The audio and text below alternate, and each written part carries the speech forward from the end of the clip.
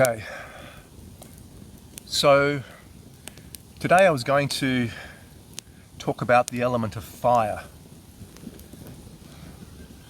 but it's become clear that I need to actually speak about something else that I've been feeling a lot lately, and I think is important to share some thoughts.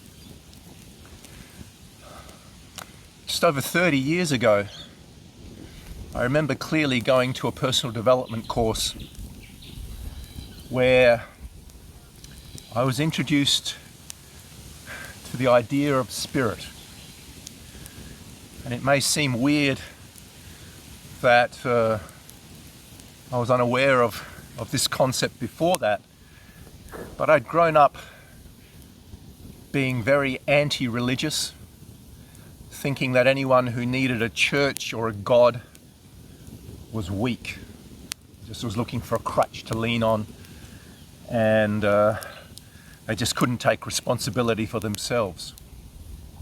So I'd focused on things that develop us physically. I was very interested in optimizing our mind's potential and finding out what was possible in that area. And that's what I'd gone to this course for, to find out more about using my mind as a powerful tool to maximize and optimize human performance.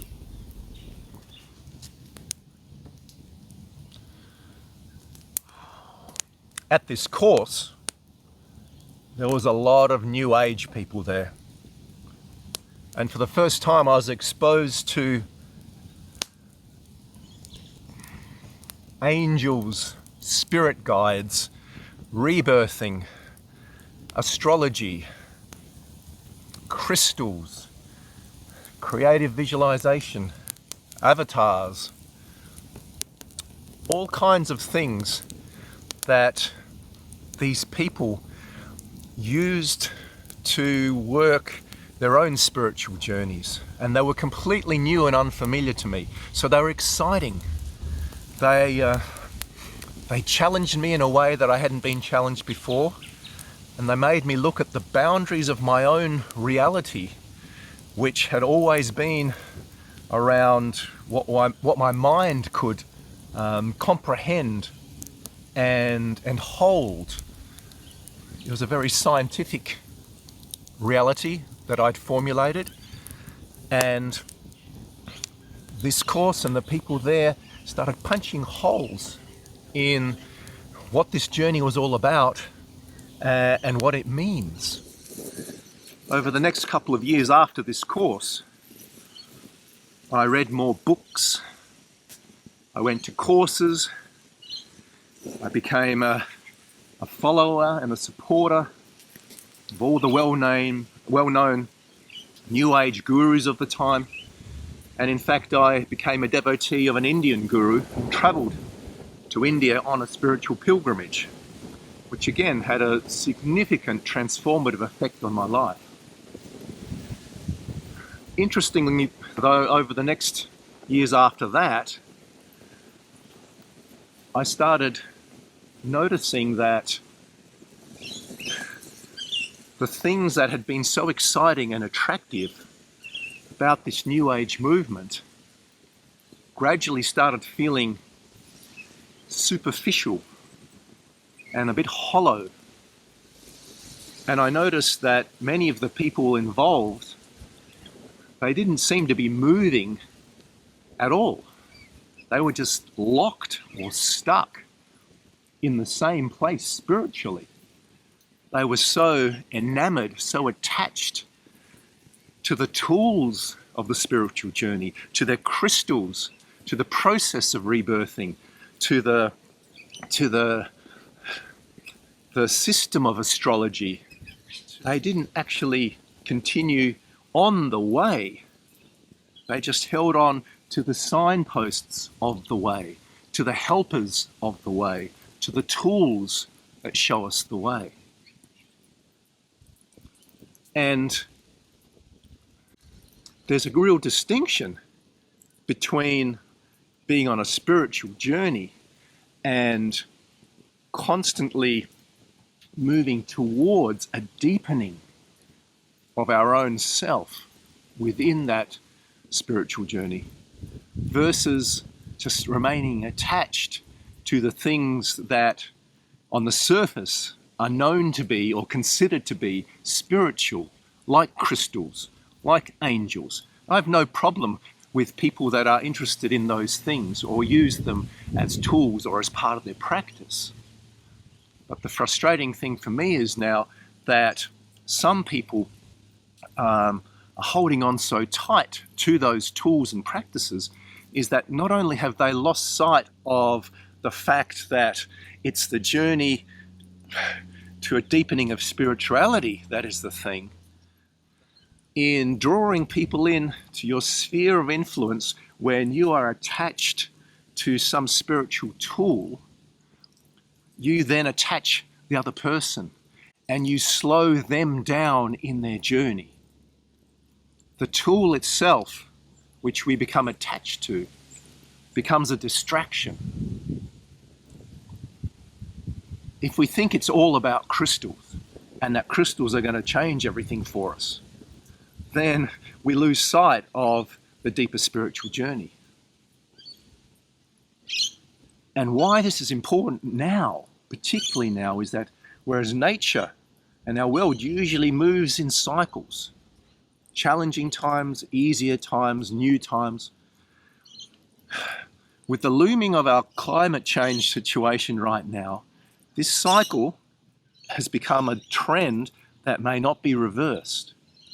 And what our planet needs right now is as many conscious people as possible to implement the changes we need at a species level to literally help save this natural environment in which we live in. And if we stay stuck with our spiritual tools, we're going to slow ourselves and others down. And we can't afford to do that.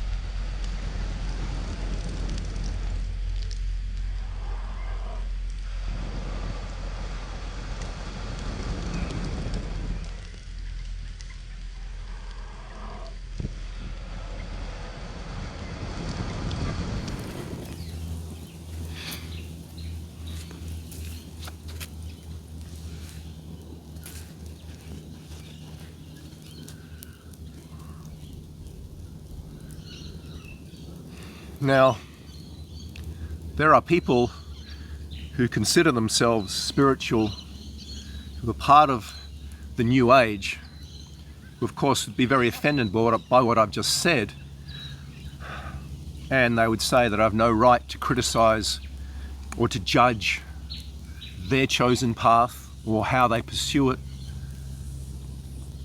And there's truth in that, of course. I have no right to judge anyone else how they go about it. But I would ask you to look into it yourself. Ask yourself, is what you're doing in your journey to deepen your own spirituality, path towards self-realization, the path towards expanding your consciousness, is that the thing in everything you do? Or have the tools, the ceremonies, the processes you use become the thing? When you talk to others about your path, where's your focus? Is it on the deepening of the spiritual journey and the expansion of the consciousness? Or is it on the things you do to achieve that? The ceremonies, the tools, the clothes you wear, the processes you use, the practices you employ.